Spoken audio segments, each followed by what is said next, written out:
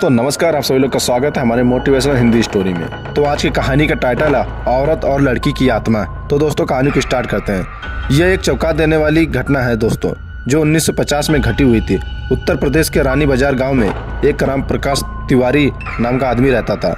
उसकी 5 साल की लड़की थी। उसे कैंसर की बीमारी थी और उसकी कई जगह से इलाज कराने के बाद भी वो जिंदा ना बच सकी। रात के 1 बजे उसकी मौत हो गई। उसी रात को एक दूसरे गांव में मोहिनी नाम की एक औरत की ट्रक से टकराने की वजह से मौत हो गई थी। मृत के परिवार वाले लोगों ने उस औरत का दाह संस्कार कर दिया, अंतिम संस्कार कर दिया। दूसरी तरफ जब रानी बाजार में उस मृत लड़की को दफन करने के लिए जंगल में ले जा रहे थे, सब अचानक रास्ते में उसके शरीर में कुछ हलचल हुई और वह उठ खड़ी हो गई। दोस्तों लोग ये देखकर डर गए थे, लेकिन बाद में उस लड़की को जिंदा देखकर उसके परिवार वाले लोग बहुत खुश हो गए।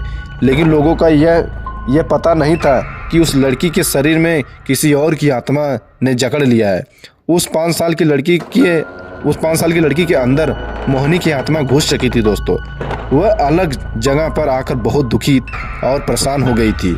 उसका खाना खाने को भी मन नहीं लगता था, लेकिन उसकी माँ उसे अपने हाथों से खाना खिला देती थी। एक दिन वह लड़की अपने माँ के साथ उसके मामा जी के घर जा रही थी और रास्ते में अचानक वह जगह आई जहां मोहिनी की ट्रक से मौत हो गई। उस बच्ची ने अपनी माँ को इशारा करके बताया कि यह रास्ता उसके गांव की तरफ जाता है। उसकी माँ ने उसकी बातों को अनसुना कर दिया और अपने मामा जी के घर पहुंच गई। उसके मामा जी के घर के पास मोहिनी के गांव की एक औरत सिमरन किसी काम से आई हुई थी।